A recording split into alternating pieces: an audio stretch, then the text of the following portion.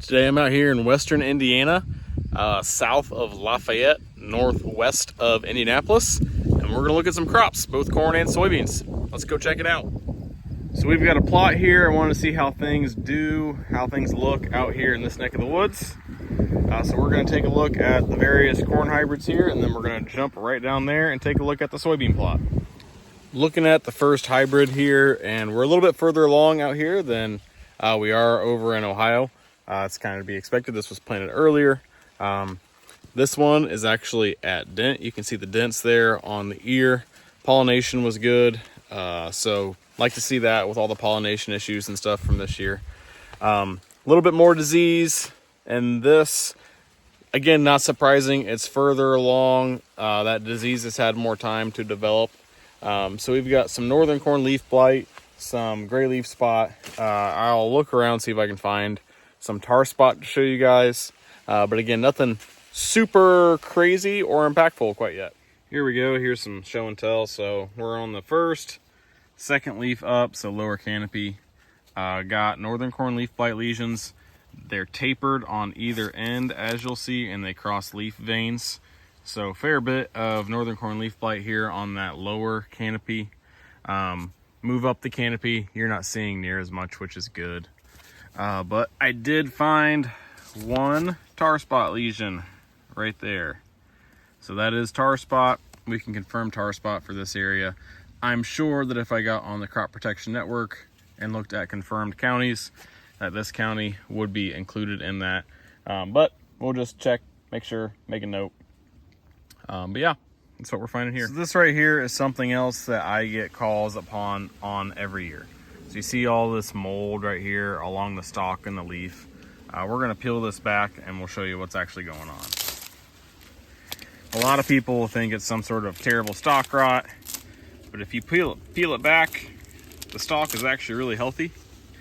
All this is down in here, this is pollen that shed down in there and rotted. And so this is not an issue. That is a healthy stalk there. It's not all discolored like the leaf sheath is. Again, we'll peel this off maybe, and you'll see underneath, nice, green, healthy. All that rot is just the pollen that fell down in there in that leaf sheath and rotted. So healthy stalk, nothing to be concerned about. Hey, if you're asking yourself, what kind of rust do I have? Let's take a look. Here we have a leaf, and all of our rust pustules are on the top side of the leaf. If we flip it over, there's very little on the back side of the leaf. That's not a good sign. Common rust is often on the top and bottom. The next thing that we're going to look at is the pustule shape. These tend to be circular or oval rather than rectangular, which is also an indicator of southern rust. And then finally, these are more of a orange type of color rather than a brown or a brick red. Again, that indicates southern rust. I believe we have southern rust here north of I-70 in Indiana. I was just walking out of this hybrid when I found something a little bit concerning. So let's take a look. I was almost out of the plot when I saw this leaf, and it threw up every red flag that I can find. So I think what we have here is southern rust. So let's take a look as why I think this is southern rust rather than common rust. First, all of our pustules are on the upper portion of the leaf. If we flip the leaf over, there are no pustules forming on the back side of the leaf. So that is red flag number one. Number two, the shape of these pustules are all circular or oval rather than rectangular. And so these circular or oval shaped pustules is the second red flag that what we're looking at is southern rust rather than common rust. And then the final indicator is, it's probably hard to see it on the video here, but this is more of an orange color rather than a brick red or brown color, which would be more indicative of common rust. So I believe what we are looking at here is southern rust north of I-70 here in west central Indiana. Jumped over into the next hybrid here, and I thought I would take a quick minute before I forget to really explain why southern rust is a bad deal. So southern rust is very virulent. It spreads very quickly. Given the right conditions, when it's really hot and humid, It can spread every bit as fast, if not faster, than tar spot, and it can melt corn quicker than even tar spot can. It is just a big deal.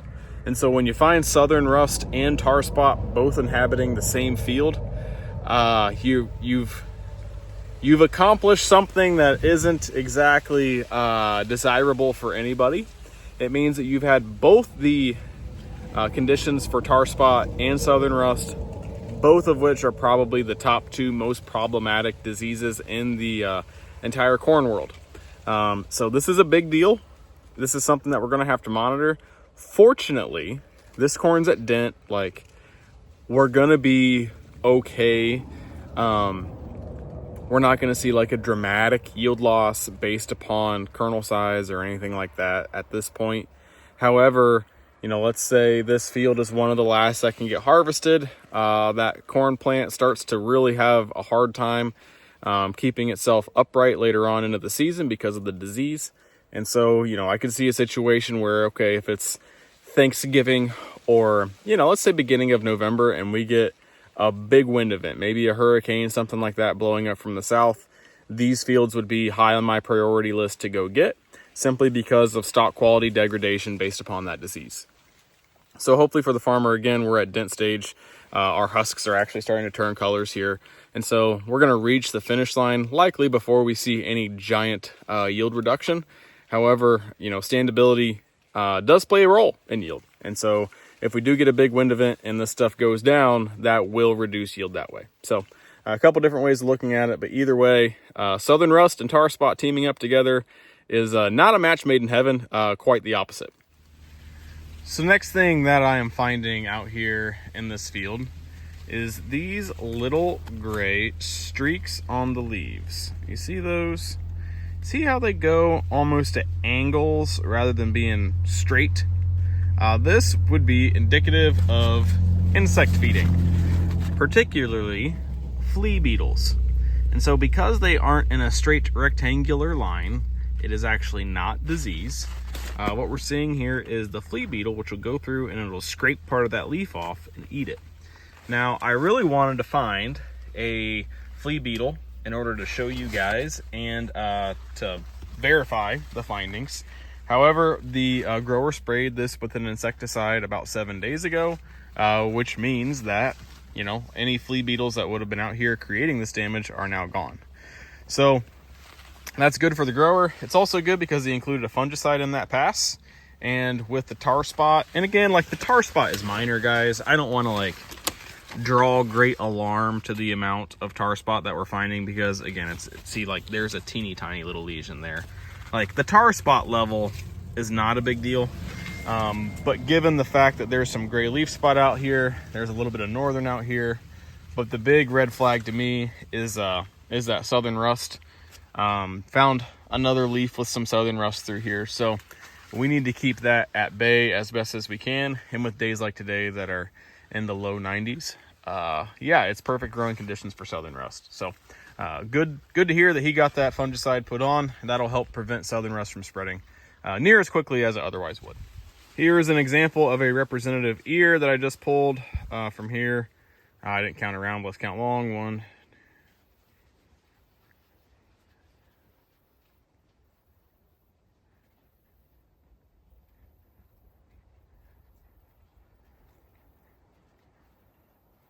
probably like 38 long. I don't usually count the butt of the ear. I want to account for any header loss, and then I don't normally count any of the kernels up here on the tip, just trying to be conservative. Some of those may shell off too when you're harvesting, and again, I try and err on the side of caution. I don't know if I can do this with one hand. 1, 2, 3, 4, 5, 6, 7, 8. This is probably 16 around. So 16 by 38, pretty good ear, fairly representative for this hybrid. Hopefully the grower has a good harvest here this year. Okay, standing in another hybrid. I rarely sell this one. We might sell 100 bags of it across my geography. Really only for the corn on corn acre. And well, we're getting a fair bit of tar spot of southern rust in it. So let's have a look at some of these leaves And like you can see, this one right here is just getting ready to blow up. This one right here, we're starting to get a fair bit of lesions starting. I'm gonna flip the camera around here real quick. Seeing it in some of these other leaves, you don't have to look real hard to find southern rust really starting here. All of these lesions are likely southern rust pustules. Down here we're seeing it. Right here we're seeing it. So yeah, this is gonna be an issue. Again, like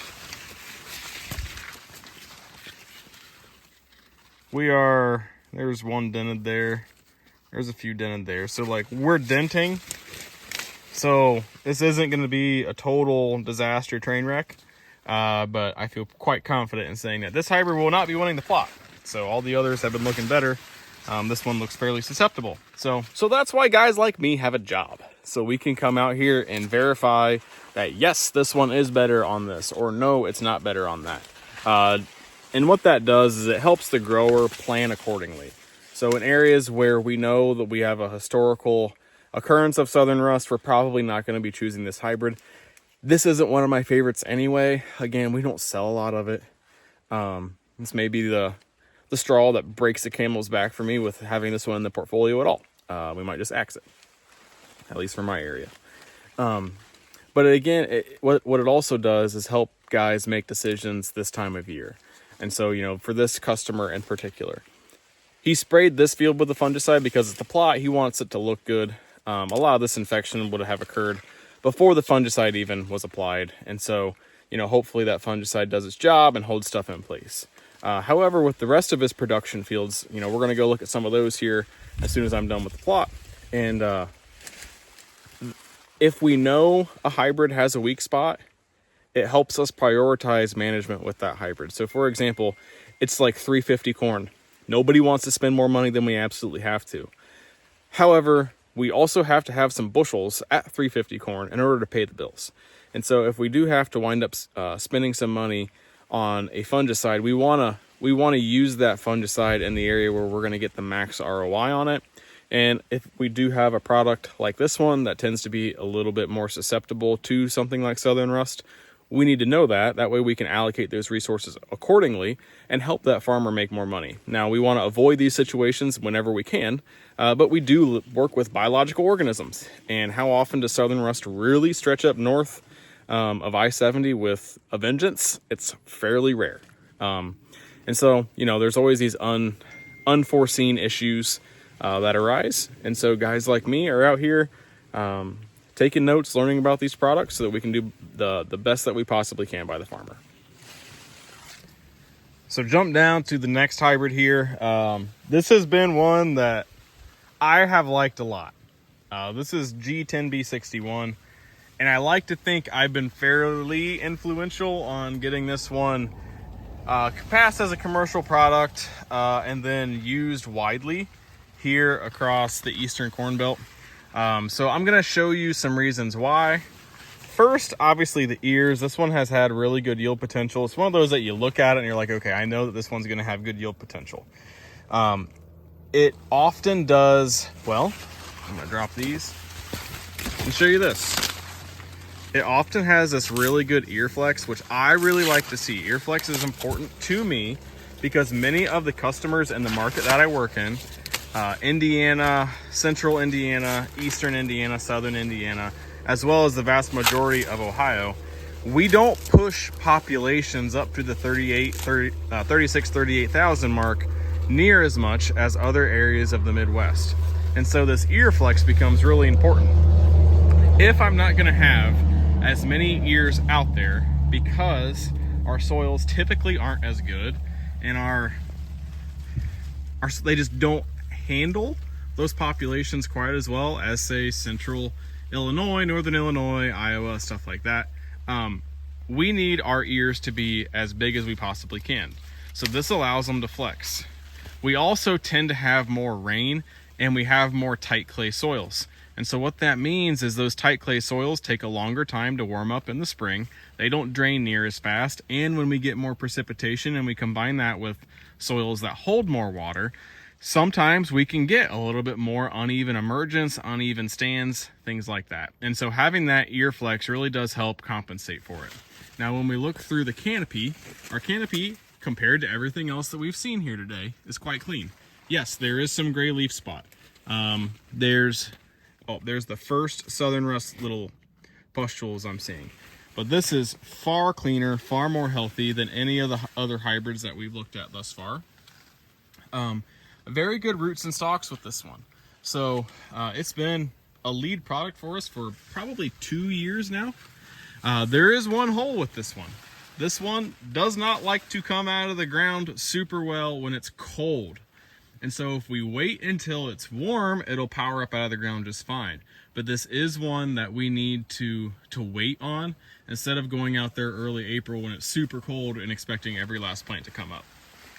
It's kind of falling out of favor a little bit, including with myself, just because of that emergence thing. Again, I want to underline or underscore the fact that this one does do really well. You just have to wait until it's warm. Like, don't let it be the first thing out of the first thing that you put into the ground.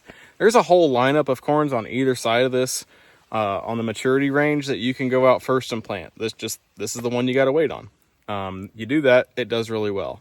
That said, there's a new one that we're hoping can bring the same level of yield, the same level of agronomics and disease tolerance, while also cleaning up that emergence thing a little bit. So although I love it, this hybrid, if it's not the best thing that we have, we're not going to sell it. We're going to transition. So something that I've taught, our customers and our sales staff for a couple years now is do not get married to specific hybrids, because the R&D machine really runs fast.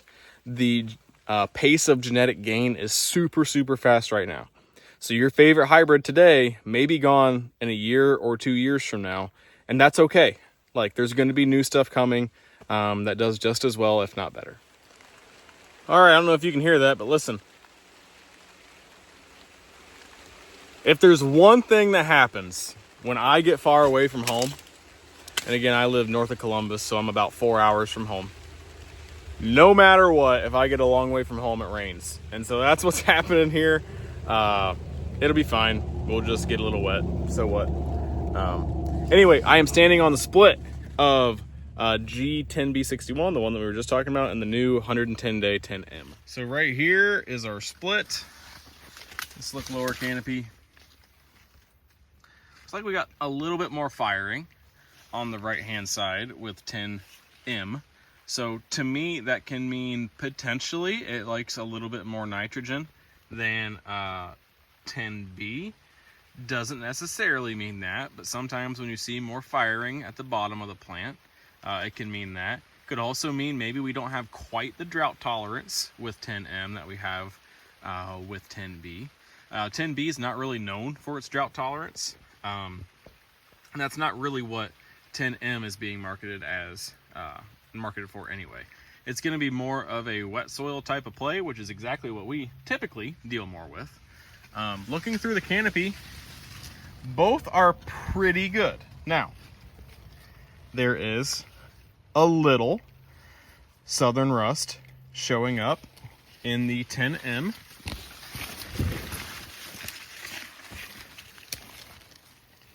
And I have not found any in the 10B yet. So I'm going to say that the southern rust tolerance of 10B is slightly ahead of what we're seeing out of 10M, although here is a leaf from 10B. So as we go through here, I'll take better notes as we go instead of just trying to film and talk at the same time. And here is another leaf of 10B. So perhaps they're a little bit closer in southern rust tolerance than I originally thought. So we'll go through here, take a little bit better notes. Again, the tar spot pressure here is very low, and so that's good to see as well. The combine will likely tell the story between these two. I want to see the consistency in 10M. We can get the consistency with 10M that we have with 10B, clean up the emergence, and then not have any, glaring disease problems, it'll probably be a full send with the new 10M. So we'll just have to see what the combine says. First ear pull from right there, with 10M here, we're looking at 18 by 38 to 40, wherever you want to count. This is planted at 33,000, so let's say that let's be conservative and say there's 30,000 of these. I could do the math real quick when I'm done holding the phone, but it's good corn. Maybe not the crazy ear flex of like a 10B or a 10L or something like that, or a 12U. But boys and girls, you get 18 by 35 to 40, and you get 30,000 of them, and you can get decent sized kernels, you're gonna have really good corn. So we'll put that there for now. And yeah, we'll keep evaluating this one throughout the fall and see how it does. So standing here on the next split, here we have 10M, which we just left, and here on the right we have 10U. 10U has been one that I've really liked. Go anywhere, do anything to it, just yields, super agronomically sound. One of my favorite hybrids that we have in the whole lineup. One thing I have noticed here, there is a difference in southern rust tolerance. So standing here looking at the new 10M, we just went through kind of southern rust tolerance with it over there next to 10B, and like you can find some if you look for it. We jump over here to the 10U. Here's some. Here's some.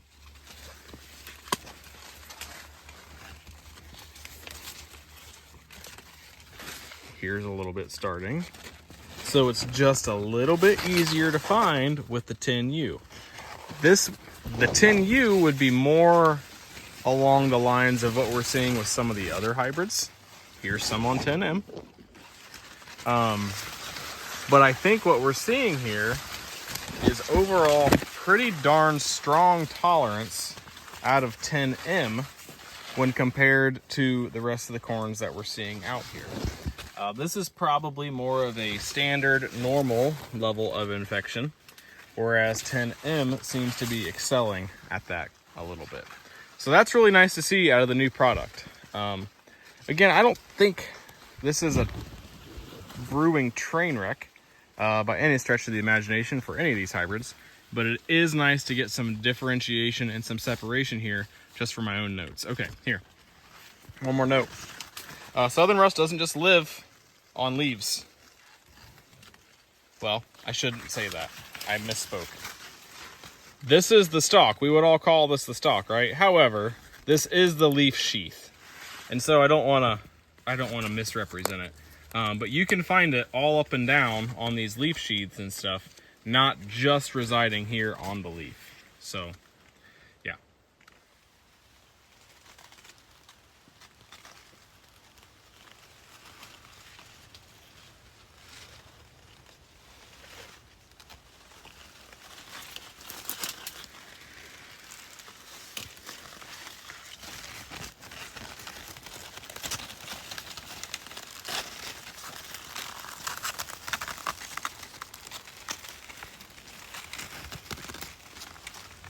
So let's talk more about southern rust.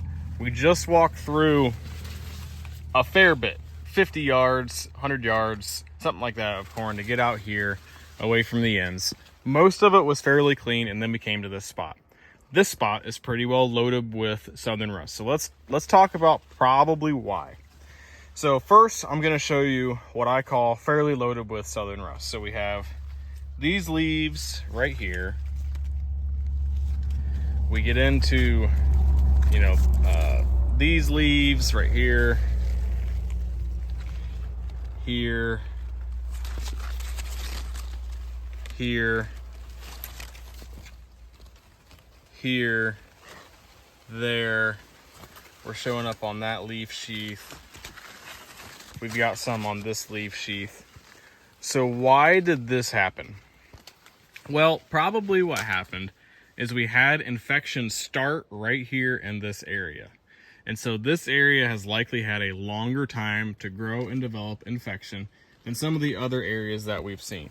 Again, right here, down there. You know, I kind of liken it to being like a donor area where bang, we start in one spot, we get a hot spot, and then it all just radiates out from there. And so given, you know, again, the amount of pressure that we have right here, you know, it may have even been this leaf right here that started. Once these pustules start to produce spores, they grow and spread. And they spread and they spread and they spread. And more generations and more generations occur until you have these hot spots. And it's exponential too, right? So like you'll wind up with these pustules that spore, and then maybe they create 100 lesions. And then out of those 100 lesions, they spore. And the next thing you know, you have 10,000 lesions. And that could be one gen. Like these spores, there's a lot of them. And so you get a few of those that grow exponentially, and next thing you know, that's why it spreads so fast. You have a real problem. All right, just shot a clip that said I think I found the donor spot. I was wrong. Now I found the donor spot. We're just gonna have a nice little walk here through the corn, and you tell me when you find the donor spot.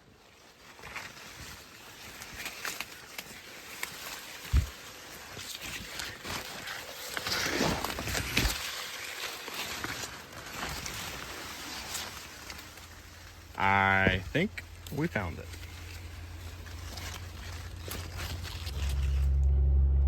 Okay, so this, I've been mentioning all throughout this video that I didn't think anything was like a real train wreck, that everything would be fine. Maybe we sacrificed some late season stock. This right here in this little section of the field, this is a train wreck. So we will see very significant yield reduction in these handful of plants right here.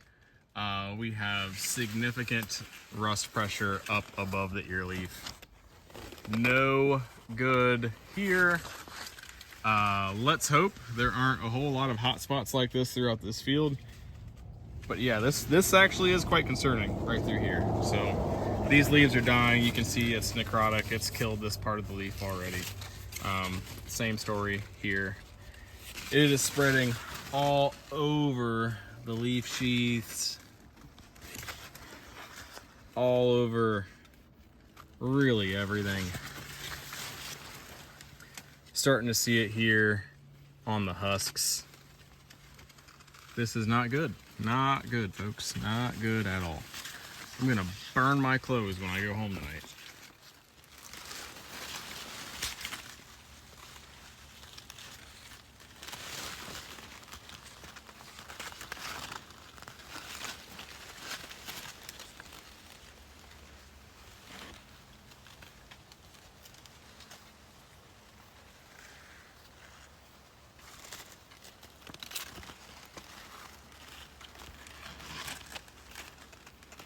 Hey everyone, you want to see some southern rust?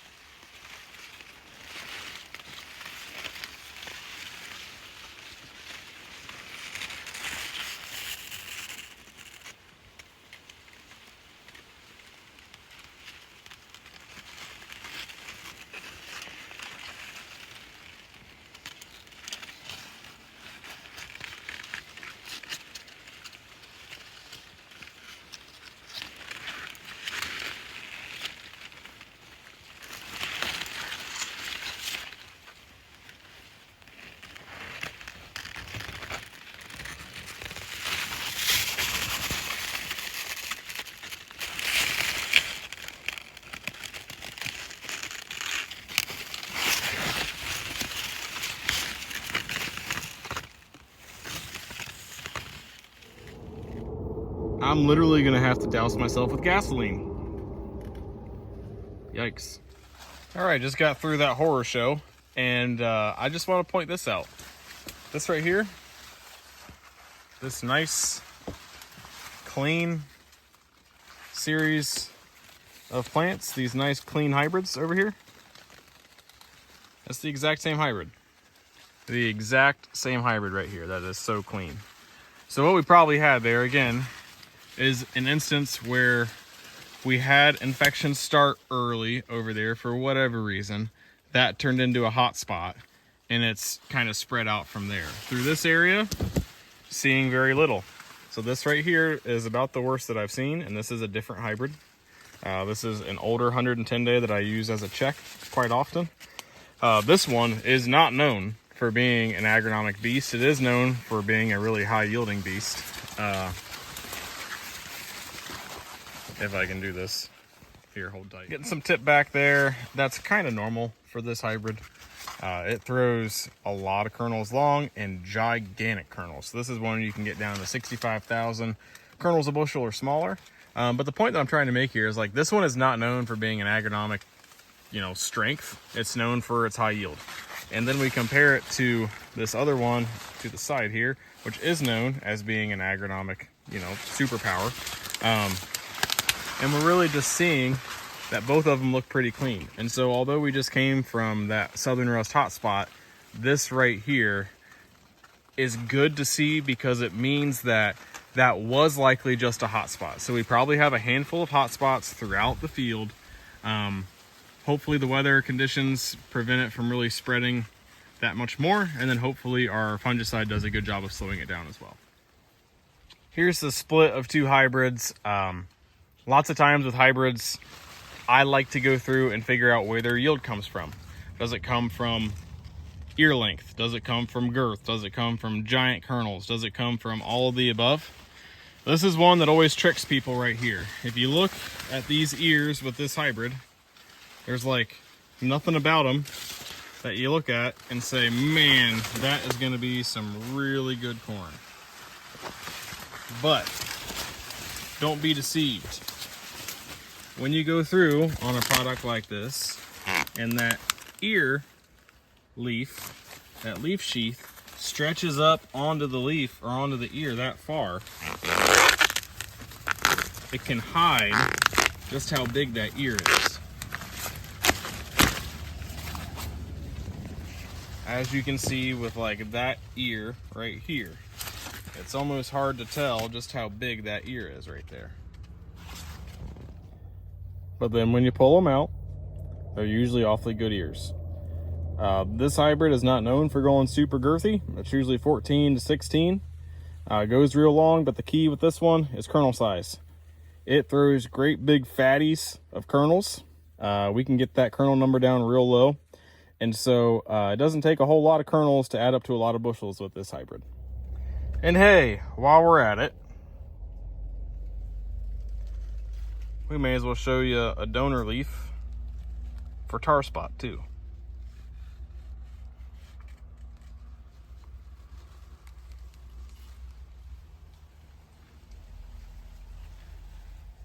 So this section of corn hasn't had near as much southern rust in it. I'd say that these two hybrids are doing a little bit better on the southern rust. But this one seems to be having a little bit more tar spot than some of the others. So again, there's trade-offs to everything in life. Corn hybrids are no different. And so what we're seeing here is we're probably gaining some southern rust tolerance while we're losing some tar spot tolerance. And I would say that this is a heavier pressure area of the field for tar spot, given that I'm seeing an increased amount of it in both hybrids on the split here. So yeah, fun stuff out here in west central Indiana. So just walked out of this hybrid over there. It's a G15U34, and that one is about as clean as anything that I've been in today. So it was new last year. I'm really impressed. If you really looked, you could find some disease, but otherwise it was pretty clean. That is going to be a wrap for the corn plot. Got really good notes on southern rust there, a little bit on tar spot. So yeah, we're gonna let this truck pass and then wrap up the corn portion of this. A lot of the southern rust seemed to reside in that one area. And so I wonder if that's just where that portion of the field started and it's all radiating out from there. I will come back in a couple weeks and see if I can get more differentiation between products, see if it spreads more evenly rather than just being kind of centered in that one hot spot. And we'll just go from there. So let's take a few minutes and we'll go through some soybean agronomy content here And then we'll go look at some cornfields, some production cornfields for the farmer, and see if that same southern rust is showing up in those other fields. Okay, so the first thing that you're actually going to see here is quite a bit of defoliation. Soybeans can handle a lot of defoliation before it becomes economically needed to make an application of insecticide. However, like, this is getting to the point where one could be made, especially if you're already going to go over it with a fungicide application. So that's thing one. The other thing that I like to look at with beans is the top pod clusters. So here we have a cluster. There's one there and then two there on the top. Not quite what we want to see. We'd like to see more than that. Here you're seeing 1, 2, 3, and that top cluster. Again, not like incredibly good. Here would be a nice pod cluster here at the top. So here we've got 1, 2, 3, 4, 5 in that top pod cluster with 2 more at the bottom below that. So that's pretty nice. What we're gonna do next is pull up a soybean plant, and I'll kind of tell you what I look for when judging if soybeans are quote unquote good or not. So let's get one thing out of the way. If you get an agronomist that walks out into a soybean field and says, yes, those soybeans are going to be 65 bushels or 85, they're full of crap. It's really hard to tell. And it's hard to tell because how many soybeans do you have out here? 100,000, 150,000? Is this a representative plant out of those 100 or 150,000? I don't know. And then if I count all the pods, is that representative of all the other plants that are out here? And then it doesn't even take into account seed size, which is a giant determining factor for yield. So you can kind of say, yeah, I think these are 60 bushel and up beans, or no, they're not good. But to really dial it in with any certainty is way too difficult. So here I pulled a plant. We're going to assume this is a representative plant. Thing that I like to look for, number one, is do we have branches with pods? Yes, we have branches with pods. Not all of our pods are all residing on the main stem, so that is good. Next, is my internodal space close? Tall beans do not mean good beans, and the reason for that is because if all you're growing is stem without places to set pods, that's not a good way to pay your bills. The general rule of thumb is if the pods are hanging down and touching the node below, you're doing really good, especially as you move up the plant. As you move up the plant, those nodes space out further and further, as you can see here. Overall, I think this is an awfully nice looking soybean plant. We have good branching. We have pods way out towards the end of our branches here, which is exactly what we want. We have good internodal spacing. So yeah, I am optimistic about these beans. I would throw this field into the category of probably above 60 bushels, okay? But if you want me to dive any deeper than that, it's more of an estimated guess at that point, and it's just a crapshoot with seed size and everything else. When we look down into the bottom canopy, you can see these yellow leaves. That is Septoria brown spot. That's super common. It's going to be in basically every single field every year, and it's not something that is overly yield limiting. It happens at the bottom of the plant. In these nodes down there, they are the least productive of the entire plant. They get shaded out, and so they're not normally big yield drivers anyway. And so I don't typically worry about this Septoria brown spot as long as it stays in those bottom couple of nodes. Looking at another variety here, as we get to the top of the plant, our node spacing isn't bad. You know, especially right up here in these top 3 nodes, they're all hanging down, touching each other. You know, we see that pretty consistently going down the bean. There's a lot of branching on this one. Now again, is it representative? You know, I'll let you be the judge. I don't know, it's hard to tell. But there's some nice yield potential here with this, I do believe. If they all look like this, I think the grower's gonna be pretty happy. All right, moved over to one of the grower's production fields here, and not seeing the southern rust issue here, so that is great. A little bit of tar spot, again, not bad. And some more of that flea beetle feeding, some gray leaf spot in the lower canopy. But really, this is looking pretty good. Oh, let's see, I pulled an ear back. Here, it's easier to do with two hands. Here's the ear, big long flex ear. I haven't asked the grower yet. I will when I call him. He's doing other stuff right now. He's baling hay. But I am going to say this is probably 13D55, which is a hybrid that I've really liked. Let's see how long it goes. That's again 38 to 40 long. Let's see, 1, 2, 3, 4. We're gonna go this way. 1, 2, 3, 4, 5, 6,